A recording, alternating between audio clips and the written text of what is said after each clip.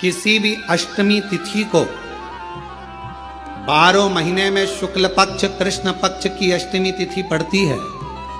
यदि किसी भी अष्टमी तिथि को अगर किसी ने नियम बनाया 5 अष्टमी का, 8 अष्टमी का, 7 अष्टमी का, एक कनेर का पुष्प शिवजी के शिवलिंग को समर्पित करना, अशोक सुंदरी के स्पर्श करना, और जो जलाधारी होती है, जैसे ये शिवलिंग है, ये जलाधारी है, तो पहले शिवलिंग पर स्पर्श, फिर अशोक सुंदरी का स्पर्श, फिर जलाधारी पर कनेर का पुष्प शिव जी की ओर मुख कर कर, अर्थात जैसे मानो ये कनेर का पुष्प है तो ऐसा शिवलिंग का स्पर्श करते हुए जलाधारी पर जो समर्पित करता है, भगवान शंकर उसके मन की कामना को पूर्ण जरूर करते हैं। एक कनेर का पुष्प। नरेन ने बोला, लक्ष्मी आज शनिवार का दिन है, जिस दिन अपन इस दरिद्रता से मिलने के लिए पीपल के पेड़ के नीचे आए हैं। हिंदू धर्म में ये दिन पीपल के वृक्ष के लिए पूजनीय होगा। जो भी शनिवार के दिन पीपल के वृक्ष की पूजन करेगा, दूध चढ़ाएगा या मिष्ठान का भोग लगाएगा, लक्ष्मी और नारायण उसके घर में प्रवेश कर जाएगा। लक्ष्मी और नारायण उसके घर में प्रवेश करेगा, इसलिए नियम बनाया। कौन से दिन का? शनिवार। लक्ष्मी जी बोली, नारायण आपने तो एक दिन का वार लिख दिया। शंकर जी ने 7 वार बनाए हैं, रविवार, सोमवार, मंगल, बुध, गुरु, शुक्र और शनि। ये शिव जी ने बनाया। अब एक दिन आपने अपना बना लिया, बाकी के दिन अगर कोई इस पीपल के वृक्ष के नीचे आएगा और यहां तो दरिद्रता बैठी है, तो उसका क्या होगा?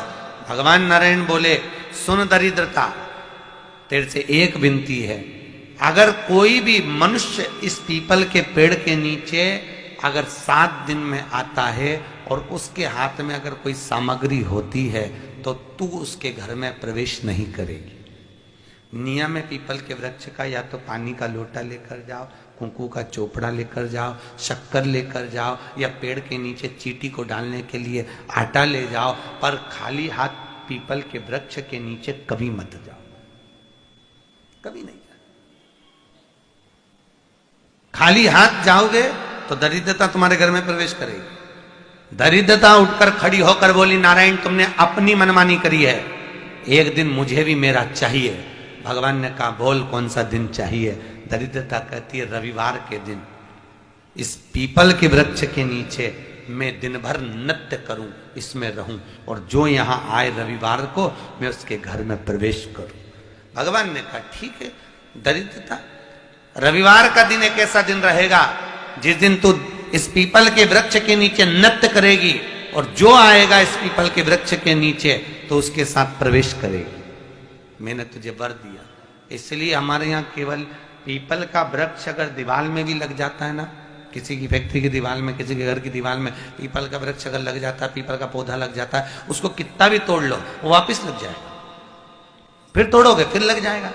अगर पीपल के पौधे को तोड़ना है तो केवल रविवार का दिन एक नींबू, एक मिर्ची और बमूल का कांटा, ये 3 चीजें रखने के बाद में आधे घंटे बाद रविवार के दिन पीपल के पेड़ को उखाड़ कर फेंक दो। दूसरी बार कभी पीपल दीवार में लगता ही नहीं, कभी नहीं लग सकता। केवल एक रविवार का, केवल एक संडे, इतवार का। घर में दीवारों पर अगर पीपल लग भी गया है, इसलिए पीपल के वृक्ष को उखाड़ने का, अगर घर में पीपल लगा हुआ है या पीपल का पौधा हमारे घर में लग गया, उसको उतारना, निकालना, लगाना, तो पीपल के वृक्ष को अगर निकाला जाता है तो रविवार के दिन, और अगर पीपल के वृक्ष को कहीं लगाया जाता है तो सोमवार के दिन या मंगलवार के दिन, बुधवार के दिन, इन दिनों में लगा सकते पीपल के वृक्ष कहीं लगाना। शनिवार का दिन एक ऐसा दिन होता है जिस दिन पीपल के वृक्ष को कहीं जाकर लगाया नहीं जाता, क्योंकि शनिवार के दिन पीपल के वृक्ष के नीचे लक्ष्मी रहती है। हम अपने हाथों से अगर पीपल का वृक्ष किसी दूसरी जगह पर शनिवार को रोपित करते हैं तो हमारे घर की लक्ष्मी अपने घर से छिन्न होकर चली जाती है। इसलिए शनिवार के दिन पीपल लगाया नहीं जाता, किसी के घर जाकर उसको वापस पलटा नहीं जाता। लग गया उसको। प्रभु मेरी धर्म पत्नी को कहाँ रखूं आप बताओ? वो तो जहां यज्ञ होता है, अनुष्ठान होता है, दान होता है, पुण्य होता है, सत्कर्म होता है, वहां जाने को तैयार नहीं। अब करूं क्या?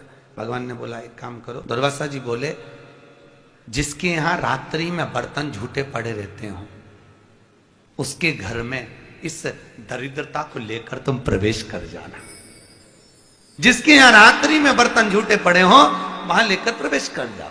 दूसरी जगह दुर्वासा जी बोले, जो स्त्री घर में दोपहर के समय पर सो रही हो, उसके घर में इसको लेकर प्रवेश कर जाइए।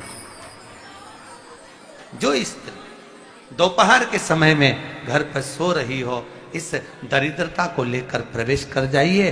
तीसरा, जिसके यहां पर दरवाजे पर कांटे वाले पौधे लगे हों, उस घर में इस दरिद्रता को लेकर प्रवेश कर जाइएगा।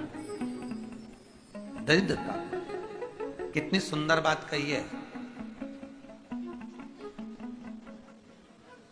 दाता और विधाता, कौन कौन? दाता और विधाता। लक्ष्मी और दरिद्रता के सगे भाई हैं। कौन कौन? दाता और विधाता। दाता को फिटकरी प्रिय है, विधाता को नमक प्रिय है। ये दोनों हमेशा लक्ष्मी को और दरिद्रता को, दोनों को समझाते थे, दोनों में प्रेम बढ़ाते थे। आज भी हिंदू धर्म की रीति है। यहां तो ठीक है, जिसके यहां पर भी अगर थोड़ी सी भी परेशानी होती है, थोड़ा सा क्लेश होता है, अशांति होती है, लक्ष्मी नहीं टिक रही हो, काम नहीं बन रहे हो, बहुत प्रयास करा जा रहा हो और हमारा कार्य नहीं होता, तो क्या करते हैं? फिटकरी और नमक को पानी में डाल देते हैं और घर में पोछा लगा देते हैं। आप लोगों ने आजकल फेसबुक पे भी पढ़ा होगा, व्हाट्सएप पे भी पढ़ा होगा। तो क्यों लिखा उसमें? उसका कारण ही केवल ये है कि दाता और विधाता की प्रियता उसमें। माता ख्याति के जो 4 बच्चे हुए, इसमें जो 2 लड़के हैं, दाता और विधाता, उसकी प्रियता, उसकी पूर्णता। अब दुर्वासा जी बोले अपनी धर्म पत्नी को वहां लेकर, जहां कांटेदार पौधे लगे हों, वहां पर लेकर प्रवेश कर जाइए। कांटेदार पौधों में उस दरिद्रता का निवास हो गया। कितना विचित्र कथा यहां वर्णन करी है। श्रीमद् भागवत के अंतर्गत जो वर्णन किया कि मृत्यु निश्चित है। और शनि महाराज का भी पांव टूट गया था। टूटा था कि नहीं टूटा था? जो अपनी माता संध्या को लात मारी थी, शनि महाराज ने लात मारी तो पांव टूट गया। शनि महाराज की आंख में आंसू। देवर्षि नारद के पास है, नारद जी मेरा पांव टूट गया, मैंने अपनी मां को लात मारी। नारद जी बोले, तू तो द्रोषी है, तूने अपनी माता को लात क्यों मारी? कुछ करिए। कोई देवता नहीं अपनाया। तब भगवान नारद जी ने कहा, शंकर जी के शिवलिंग की स्थापना कर, उसकी पूजन कर। जहां काशी विश्वनाथ के मंदिर आप लोग जाते हो, जिस विश्वनाथ का दर्शन करते हो, ये काशी का विश्वनाथ का प्राण प्रतिष्ठा शनि महाराज ने करी थी।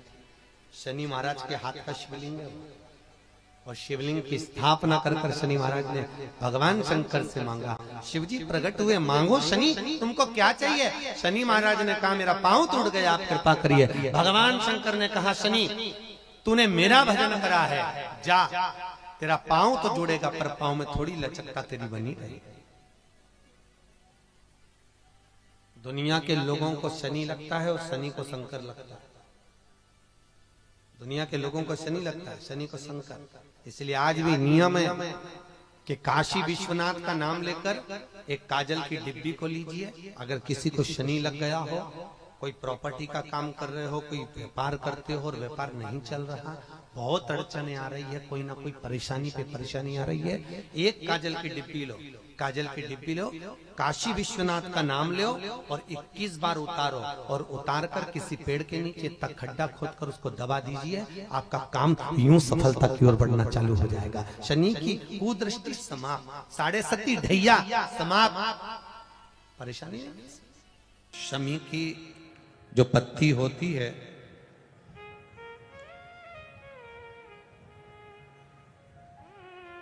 शमी की जो पत्ती होती है,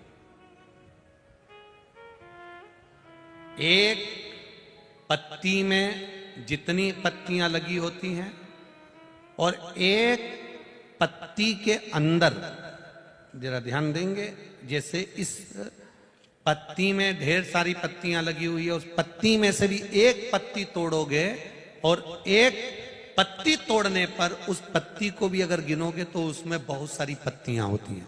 आज प्रयास करना, अगर कहीं आपको शमी की पत्ती मिले तो जैसे ये पत्ती, इस पत्ती को तोड़ा गया, इस पत्ती में से एक पत्ती निकाली गई और एक पत्ती निकालकर आप धीरे से रखना, उसमें भी बारीक बारीक बारीक बारीक बारीक बारीक बहुत सारी पत्तियां नजर आती हैं। शिव महापुराण की कथा कहती है, जो सोमवार की अष्टमी हो या प्रदोष का व्रत हो या 12 महीने की शिवरात्रि हो या किसी भी दिन प्रदोष काल के अंतर्गत शंकर भगवान को एक शमी का पत्ता कोई भूलवश भी समर्पित कर देता है तो जितनी एक पत्ती में पत्तियां होती है और उस पत्ती के अंदर भी एक पत्ती को तोड़ने के बाद जितनी पत्तियां होती है उतने जन्म मृत्यु लोक में मनुष्य के नहीं होते। 84 लाख योनियों में से वो योनियां कट जाती हैं और देव योनि प्राप्त हो जाती। एक शमी पत्र की इतनी महत्वता है, एक शमी पत्र। महाराज आज भी नियम है, अगर किसी लड़का लड़की का शादी होने के बाद अगर तलाक हो रहा है,